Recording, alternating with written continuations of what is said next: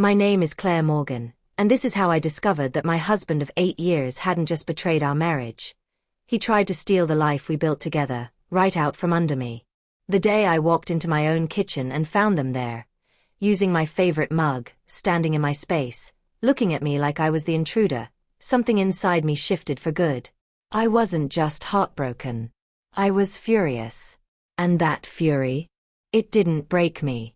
It became the reason I fought back. And won. Before we dive back in, let us know where you're tuning in from. If this story resonates with you, don't forget to hit that subscribe button because tomorrow, I've got something even more special lined up just for you. I always believed betrayal would come with warning signs. A lie too convenient, a late-night phone call, a perfume scent that wasn't mine. But when the truth finally crashed into my life, it didn't come quietly. It came with a silk robe, a smug smile, and my favorite mug in someone else's hands. My name is Claire Morgan, and this is the story of how I discovered my husband of 8 years had not only betrayed me, but tried to steal everything we had built together. It started on a seemingly ordinary Tuesday. I had just returned from visiting my sister Sophie in Seattle. It was a 4-day trip, the longest I'd been away from Ethan since our honeymoon. And funny enough, I almost cancelled it. Ethan had been distant lately, working late, glued to his phone with what he claimed were difficult clients. I had considered staying back, thinking maybe we needed time together. But Sophie had just had her second baby, and I hadn't seen her in months. "Go," Ethan said the night before I left, absently kissing my forehead while scrolling through his messages. "The Blake proposal is due Friday. I'll be boring company anyway." When I called Ethan from the road the morning I was heading back, he didn't pick up. I texted him to let him know I'd stop for coffee and be home around noon. Still no reply. Lately, that wasn't unusual. Meetings, calls, excuses. But that day something felt off. The silence had weight to it. At 12:17, I pulled into our driveway. Our house, a 2-story craftsman tucked beneath 2 sprawling oak trees, looked exactly as I'd left it. The front porch still had my herb planters. The blue door, Ethan's pick, stood out against the white trim. It was perfect. Ours. Except, there was a sleek silver BMW parked in the driveway. Not mine. Not Ethan's. A client. Maybe. But Ethan's meetings were never here. Still, I convinced myself there had to be a reasonable explanation. I grabbed my overnight bag and climbed the steps to the porch. Through the kitchen window, I saw movement. I turned my key and walked in. And froze. Ethan was at the kitchen island, laughing. Across from him stood a tall blonde woman in a silk robe. My robe. The one Ethan gave me for our anniversary. They both looked up when the door opened. The woman's smile faded slightly, but she didn't look embarrassed. "Ethan." He looked annoyed. "Claire," he said flatly. "You're back early." "It's 12:20, I said, still standing in the doorway. "I told you I'd be home at noon." The woman set her mug down, my favorite handmade ceramic one, with little birds on it, and extended her hand. "You must be Claire. I'm Sienna. Ethan's told me so much about you." I didn't take her hand. I stared at Ethan, waiting. "Why don't you put your bag down?" Ethan said, eyes darting away. "We should talk." I set the bag down, my mind spinning. Who is she? And why is she wearing my robe? Ethan cleared his throat. "Sienna and we've been seeing each other for a while now. I was going to tell you when you got back." "Tell me what?" I asked, but I already knew. "That we're together," he said. "That things between us haven't been working for a long time. 8 years of marriage, and he ends it like this? 4 days away, and I walk into our home to find it. Us, replaced. How long?" I managed. 7 months, Sienna offered, as if helpful. "We met on the Blake project. I'm the interior designer." 7 months. While I was working late shifts at Willowbrew Cafe to help pay for our Portugal trip, a second honeymoon Ethan had insisted on planning. He was building a new life with someone else. You need to leave, I said, my voice trembling. Sienna raised an eyebrow. Actually, Claire, Ethan, and I think it's best if you stay with a friend. Just until you find a new place. I laughed. I couldn't help it. This is my house. The house is in my name, Ethan said, folding his arms. I make the mortgage payments. I've been the primary earner since we bought it. We're married, Ethan. Half of everything is mine.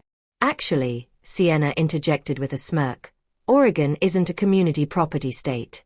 Unless your name is on the deed, it doesn't automatically belong to you. I stared at her. Are you a lawyer now? My ex-husband is, she replied, smug. Ethan stepped forward, his voice taking on that condescending softness he used when he thought I was being unreasonable. Look, we've moved some of your stuff to the guest room. Just pack what you want to keep, and I'll help you find a new place. I'll be fair. I glanced past him, and noticed the changes. My books, gone from the shelves. My grandmother's quilt, missing from the couch.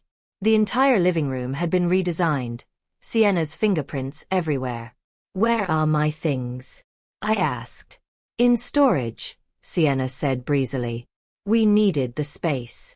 You moved my belongings without my permission, while I was gone for 4 days. We're trying to make this transition smooth, Ethan said. For who? I snapped. You moved your girlfriend into our marital home and thought I'd just disappear?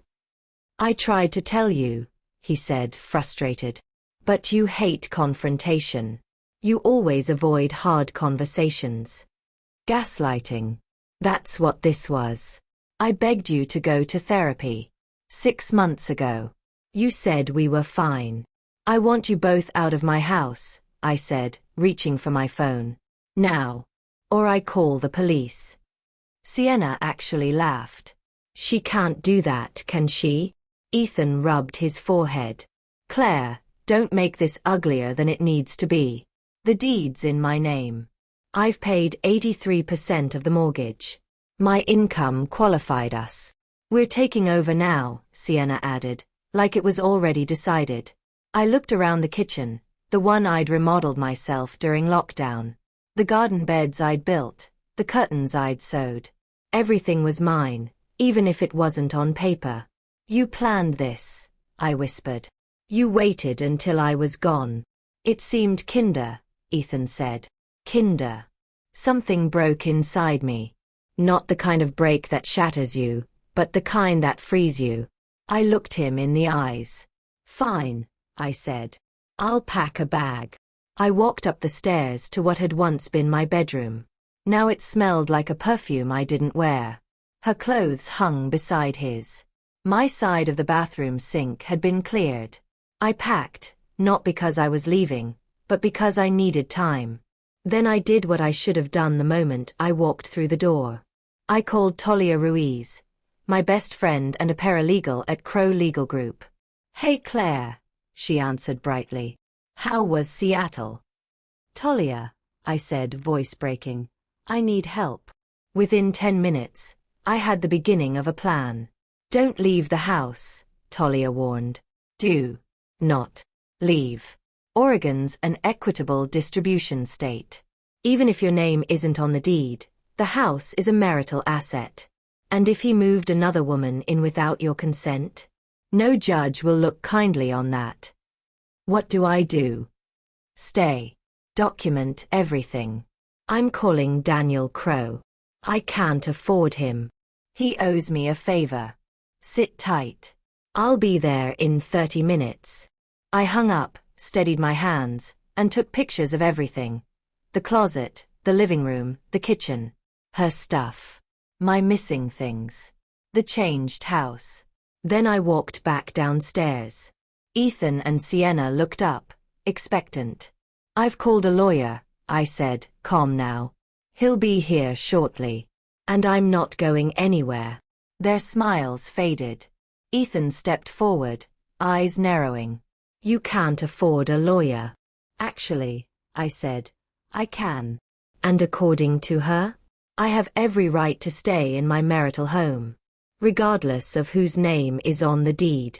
Sienna scoffed. This is ridiculous. No.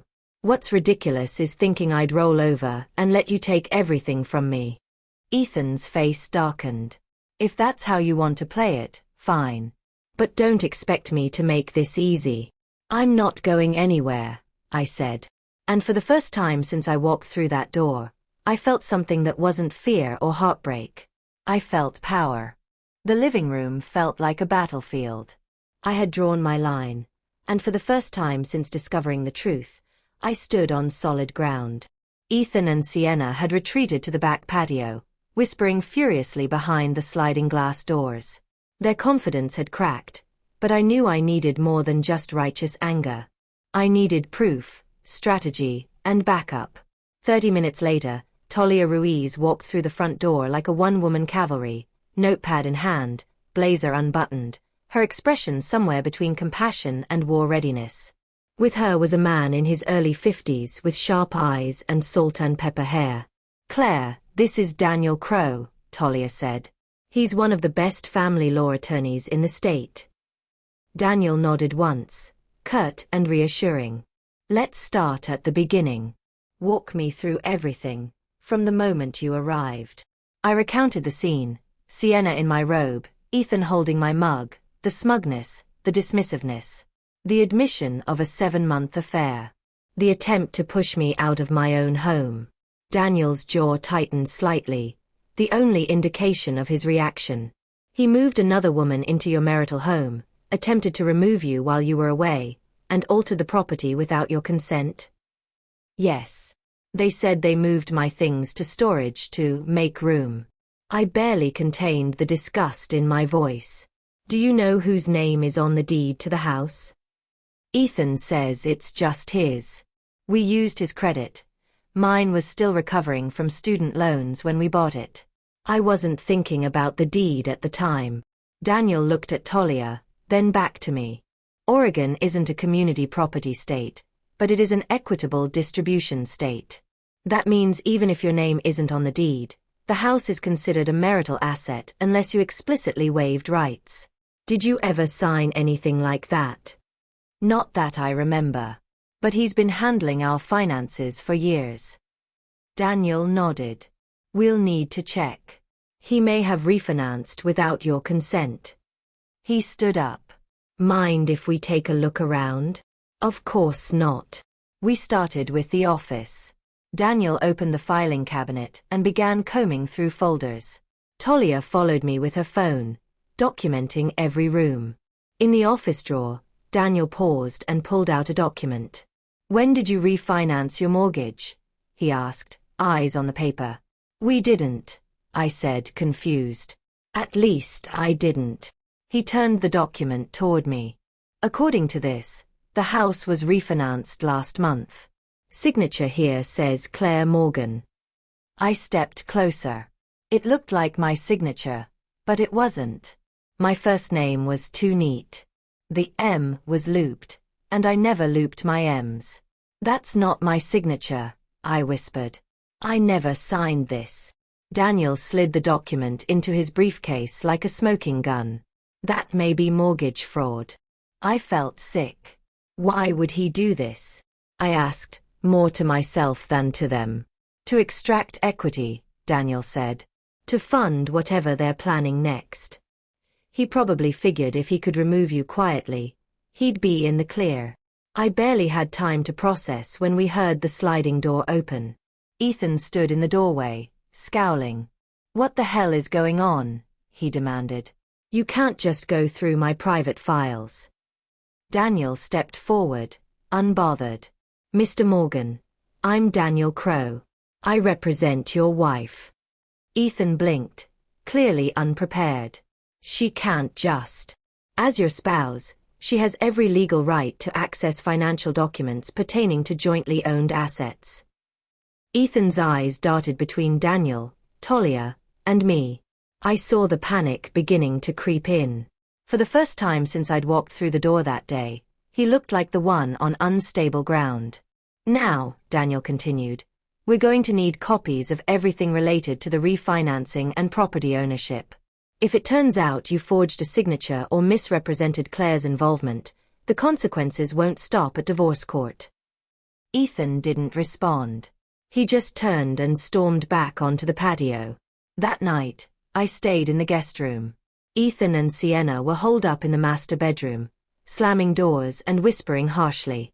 I didn't sleep much, but I did start planning. By morning, they were both gone. A note on the counter, written in Ethan's neat, arrogant handwriting, read, "We'll discuss arrangements when we return." Arrangements. As if I was an employee being terminated from a job. As if he had the final say. I called out sick from Willow Brew Cafe. Nancy, my boss, didn't ask questions. "Take all the time you need," she said. "We've got you covered." With the house to myself, I returned to the office. My hands trembled as I opened file after file, camera phone snapping image after image. I wasn't a financial expert, but the numbers were horrifying. The refinancing had pulled $175,000 from our home's equity. None of it was in our joint accounts. I opened our banking app. The main account was down to a few $100s. Over the past 6 months, Ethan had been transferring money, small amounts at first, then larger chunks, into a separate account in his name. By my estimate, nearly $30,000 had been siphoned away. And I had never noticed. I wandered the house, documenting everything. The framed wedding photo from our hallway was gone. In its place, a cheap, abstract print. My favorite jam, my almond milk, gone from the fridge. In the closet, my clothes were shoved to one side, crushed between Ethan's suits and Sienna's designer wardrobe. Everything I loved had been systematically removed. I climbed into the attic on a hunch. Ethan rarely went up there. Too dusty, too cluttered for his taste. I found boxes labeled Claire, neatly stacked in the corner. Inside, my books, my photos, the quilt my grandmother made me when I was 10. But there was more. In a file box labeled House Docs, I found a folder marked Purchase Agreement. And inside it, a copy of the original deed. With both of our names. Joint tenants. Equal owners. My hands shook as I photographed every page, every signature, every date. Then I sent the images to Talia with a one-line message. Found the deed. Both names. Call me. Her reply came in seconds. Holy hell. This changes everything. Don't tell Ethan. Daniel wants a meeting ASAP. I carefully returned everything to the attic, disguising the disturbance. Just as I closed the hatch, my phone rang. It was Nathan Wells, Ethan's longtime friend. "Claire," he said, uncertain. I wasn't sure I should call. But I can't keep quiet. My heart pounded. What do you mean? I know what Ethan's doing. He told me he was going to flip the house. That he'd figured out a way to get you to sign off without understanding what it meant. He made it sound like a joke. I swallowed hard. When was this? Months ago. I told him it was wrong. We haven't spoken since. Why are you telling me now? Because you deserve to know what he's really capable of. And because I think you're not as alone in this as he thinks. We talked for another 10 minutes. I hung up and forwarded his contact info to Daniel. A potential witness. Another piece of the puzzle. Then I made a decision. I needed allies. First stop, next door to Ms. Evelyn Sharp, our 70-something neighbor with a mind like a steel trap and a resume that included 2 decades in corporate law. She welcomed me in with a warm smile and a glass of iced tea. "Claire, dear." I figured something was going on when the blonde girl showed up with a trunk full of suitcases. "She's not a relative," I said. "She's Ethan's mistress. And they're trying to force me out of my own home." Ms. Sharp's eyes narrowed. "Are they now?" "They moved my things. They tried to say the house isn't mine." She leaned forward, voice low. "My late husband was a locksmith. I still have the tools. And the know-how. You just say the word, and we'll change those locks the second the law allows it. I hugged her tightly. Thank you. Next stop, across the street, to Avery Thomas, who had lived there with her wife for the past 4 years. We often swapped recipes and cuttings from our gardens. When I told her everything, Avery looked ready to storm the house herself. What a piece of work. And he moved her in while you were gone. She scoffed. We're watching your place like hawks from now on. Back home, I opened a blank document and began typing. Every exchange, every change in the house, every date. I backed it up with photos and screenshots. I called it Timeline, Morgan Divorce. At 4 p.m., I met with Daniel and Talia at Crow Legal Group. Daniel brought in a forensic accountant. They reviewed everything. The refinancing, the bank records, the deed, the photos. And then Daniel looked up at me and said, "We have everything we need to destroy him. The only question is, how far do you want to go?" I didn't even hesitate.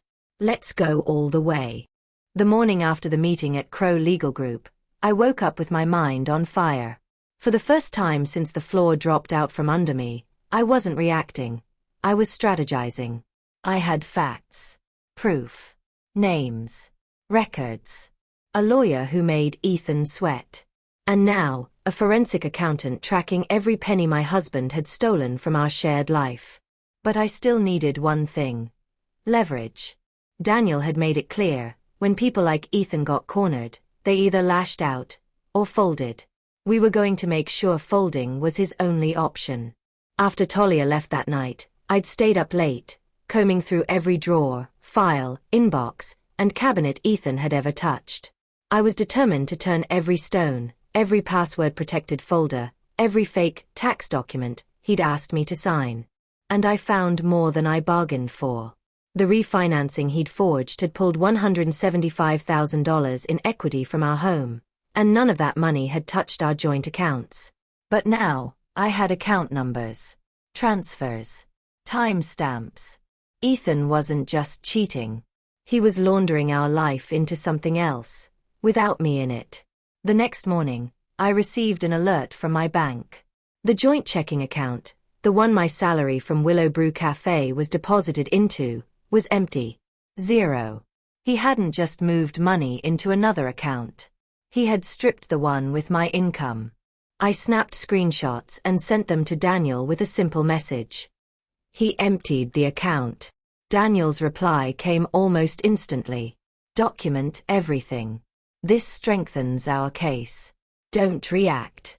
We'll use this at the settlement meeting. That was the hardest part. Not reacting. Not texting Ethan. Not calling him out. Not demanding to know what kind of monster could calmly drink coffee with his mistress while plotting to leave his wife with nothing. But I didn't react. I documented.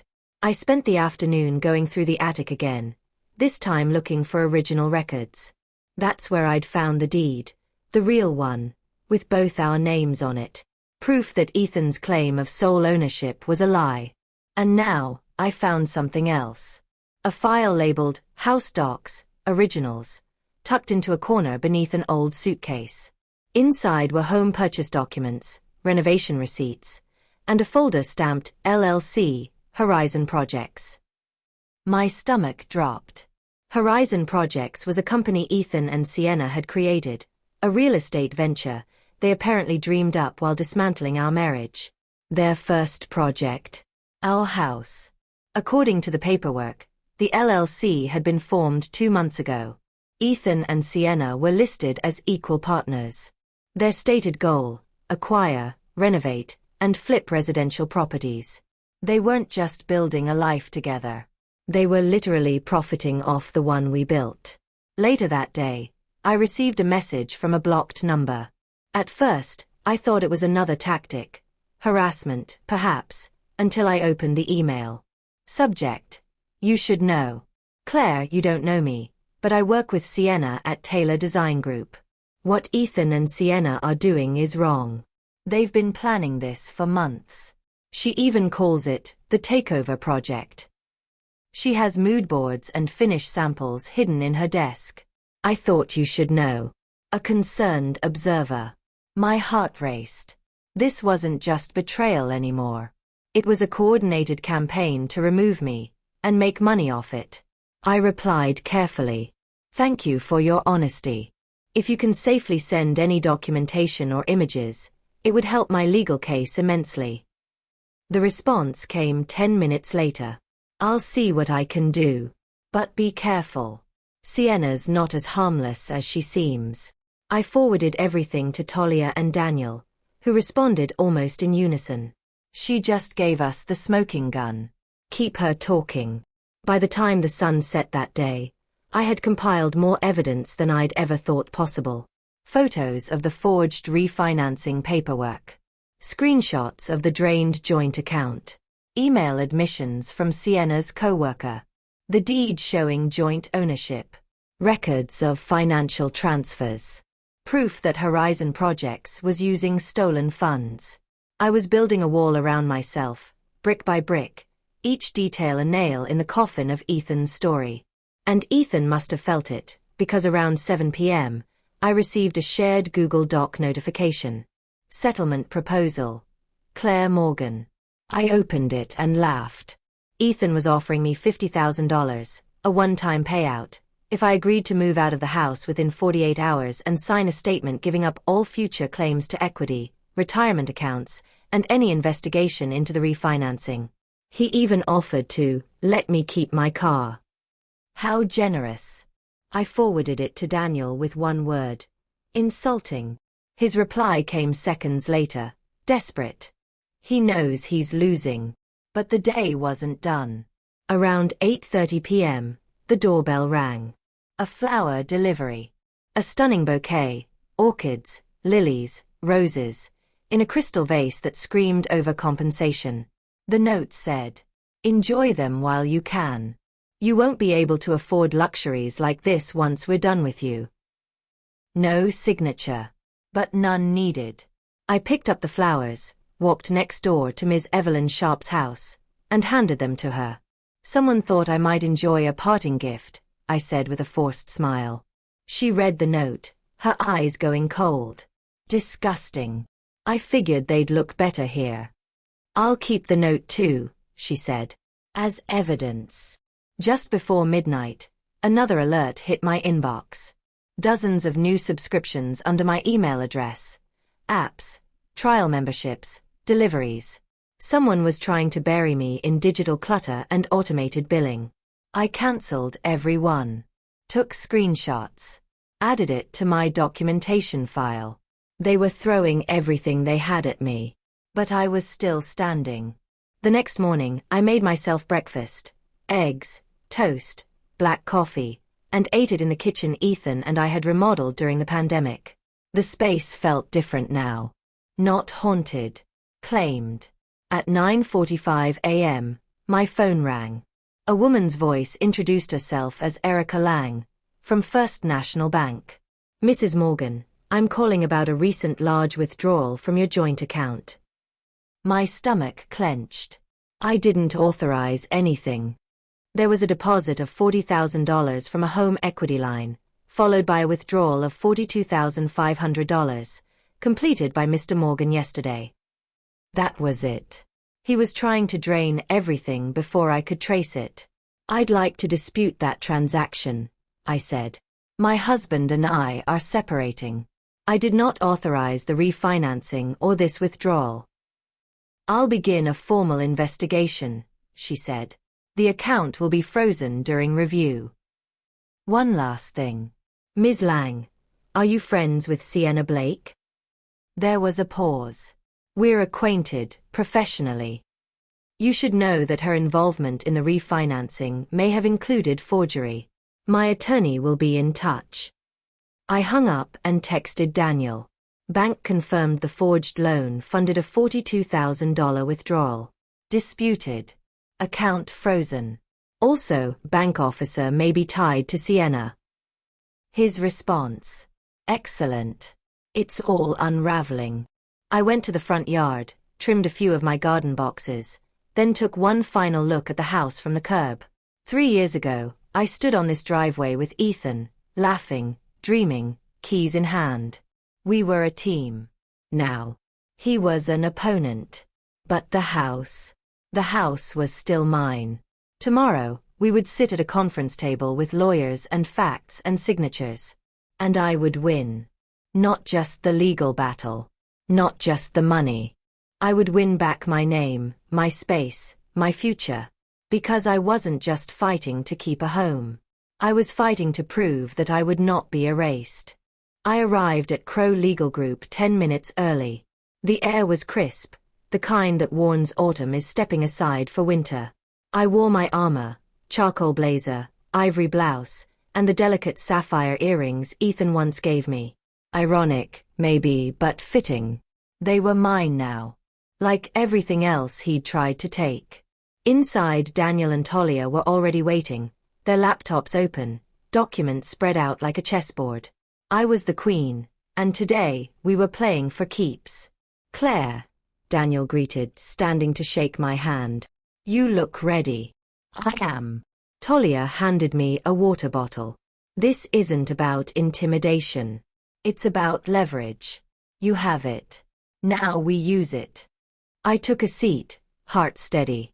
2 minutes to 2, the receptionist buzzed. "Mr. Morgan and Mr. Phelps have arrived." We stood and walked calmly to conference room B. Across the table, Ethan sat, tense but polished in a tailored navy suit. Beside him, his attorney, Lawrence Phelps, sharp-featured and slick, barely glanced up as we entered. No Sienna. Her absence was louder than her presence ever could have been. Daniel extended his hand. "Mr. Phelps." "Mr. Morgan." Polite. Firm. Lethal beneath the surface. We took our seats. Phelps opened. "My client is committed to resolving this matter amicably. We believe we've prepared a fair settlement." Daniel held up a hand. "Before we address any proposals, we need to discuss something else." He reached into his leather binder and slid a document across the table. Phelps blinked. Ethan leaned forward. "The refinancing document," Daniel said. "Dated last month. Signed, allegedly, by Mrs. Claire Morgan." "I signed nothing," I said evenly. "Never saw it.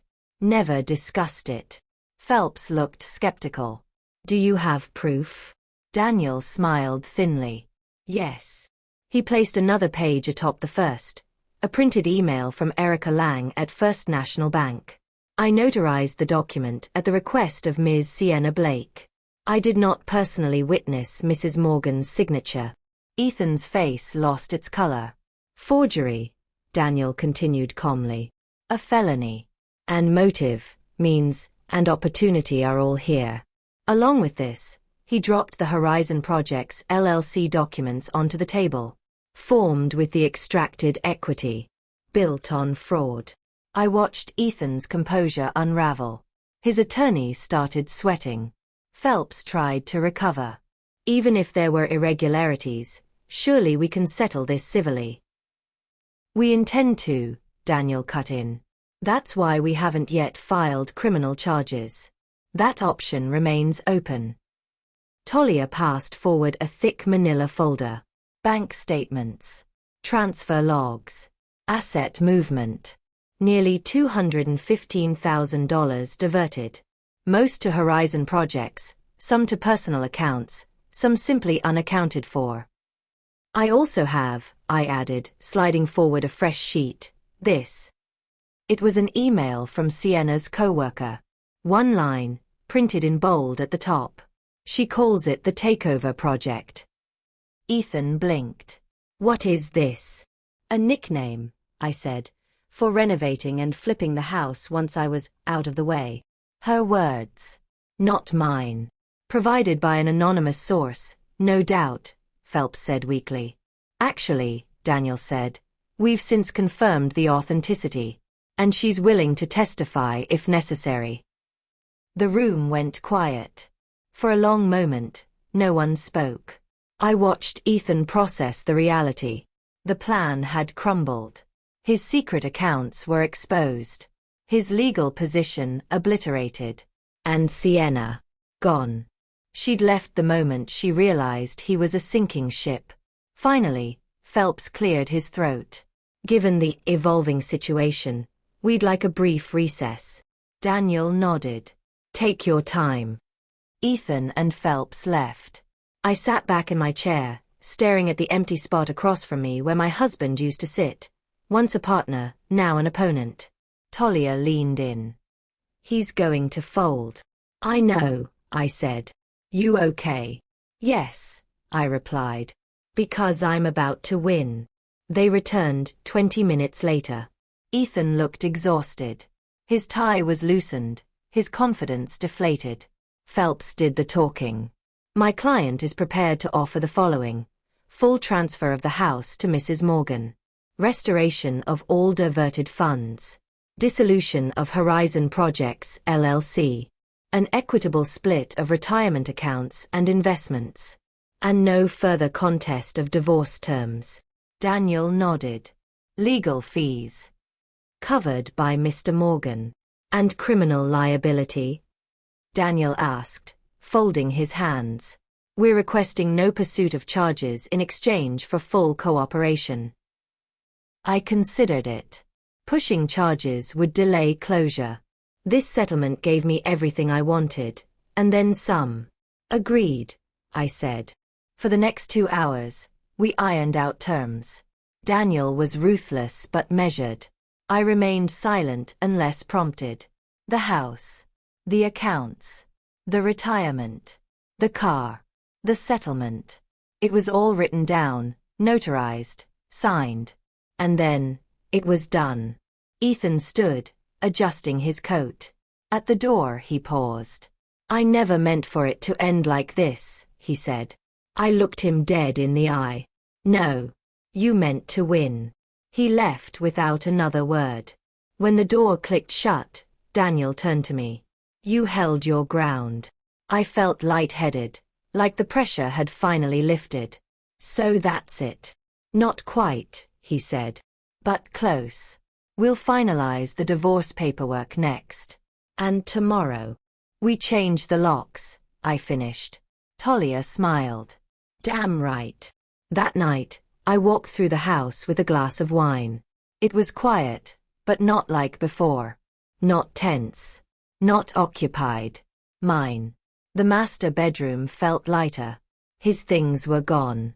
His scent, his clutter, his control, gone. I opened the windows. I changed the sheets. I lit a candle. In the hallway, where our wedding photo once hung, I placed a new print, a quote. She remembered who she was, and the game changed. The next morning, the locksmith arrived at 9 o'clock sharp. Ms. Sharp, yes, our neighbor, brought coffee and her late husband's old tool belt, just in case. She watched as every lock was replaced. Front door. Back door. Garage. Side gate. When the final deadbolt clicked into place, the locksmith handed me a new key. Fresh start, he said. I smiled. Fresh everything. I'm not sure how long I stood in the doorway, key in hand, breathing in the silence of my home. But when I finally stepped back inside, I felt it down to my bones. He was gone. She was gone. But I was still here. And I was just getting started. 6 weeks. That's how long it had been since I sat across from Ethan in a conference room and watched him lose everything he thought he could steal. In those 6 weeks, the house had transformed. So had I. The locks had been changed. The bedroom repainted a calming sage green, the color I'd always wanted but he insisted was too cold. The leather recliner he swore made the living room masculine was replaced by a soft boucle armchair I could curl into with a book. Every detail I adjusted, every item I moved or replaced, became more than just decor. It was an act of defiance. Of reclamation. This wasn't our house anymore. It was mine.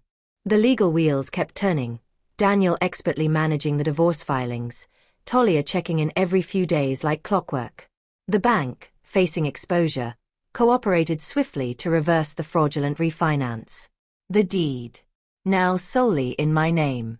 Ethan, to his credit, stayed gone. He signed whatever Daniel sent him. He didn't fight. Not anymore.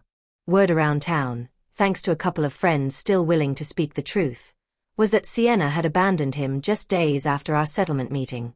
Apparently, betrayal didn't bond them like they'd hoped. On a grey Thursday afternoon, I got the final email. Subject: Divorce finalized. Claire. Your divorce has been legally finalized. The house, accounts, and all agreed-upon assets are now under your sole ownership. Daniel Crowe. I stared at the message for a long moment, not sure what to feel. I didn't cry. I didn't cheer. I just breathed. Slow, even, and fully. That evening, Olivia and I video-called. She toasted me from her kitchen in Chicago. To Claire Morgan, she said, homeowner, survivor, and unshakable badass. I raised my glass in return. To new beginnings. Later that night, I pulled out the journal I'd been writing since this all began, the one where I documented everything. What Ethan did, what I found, what I felt. The first entries were raw, almost desperate. There were pages where I'd circled why, until the pen nearly ripped through the paper. But tonight, I wrote something new. I'm not broken. I'm not bitter. I'm not scared anymore. I'm just beginning.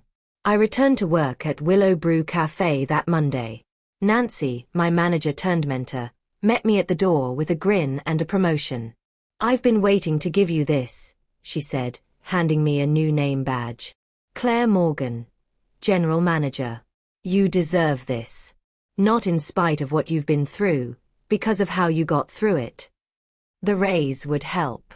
The role would challenge me. The respect. That meant everything. That night, I celebrated by making dinner in my newly renovated kitchen. I played music. I opened wine. I danced barefoot on the tile floor I'd chosen myself. Not a ghost in sight. A few days later, my phone buzzed. Chris Parker. Ethan's old friend. The one who'd warned me. The one who'd quietly, kindly, stayed in touch after everything fell apart. Lunch on Wednesday? I agreed. Not out of longing, but curiosity. I wanted to sit across from someone who'd known Ethan and see if they noticed what I already knew. I was different. We met at a cozy bistro downtown. Chris looked nervous, like he wasn't sure if he was allowed to laugh in my presence. But I broke the tension fast. I'm good, Chris. Really? He smiled. You look it. The lunch was nice. Easy. And when it ended, there was no pressure. No spark, even. Just mutual respect. Friends? He asked. I nodded. Friends. Spring arrived slowly, then all at once. The backyard, which had gone dormant under winter's weight, began to stir. Tulip bulbs pushed through the soil. The raised beds Ethan never helped me build were finally framed and ready. I planted herbs and tomatoes. Snapdragons. Sweet peas. Lilies. I planted roots. One Saturday morning, I hosted brunch. Olivia flew in. Nancy brought pastries. Even Ms. Sharp from next door came over with her famous rosemary scones. The house was alive again, not with ghosts or tension, but with women who'd lifted me when I couldn't lift myself. Later, I walked Olivia through the house. She paused at the hallway where our wedding portrait used to hang. What are you going to put there? She asked. I don't know yet, I said honestly. Maybe nothing. Maybe a mirror. To reflect who you are now. I smiled. Exactly. That night, I sat on the patio, sipping tea under a sky full of stars. The same patio where Ethan had once told me he wasn't sure what he wanted anymore. Now, I knew exactly what I wanted. Peace. Purpose. Myself. I didn't need revenge. I didn't need vindication. I had my home. I had my name. I had my future. And I had a quiet, steady confidence that whatever came next, whether it was joy, chaos, love, or solitude, I would face it the way I had faced Ethan's betrayal. Not as a victim. but as the woman who refused to be erased. Claire Morgan rebuilt her life. And then some.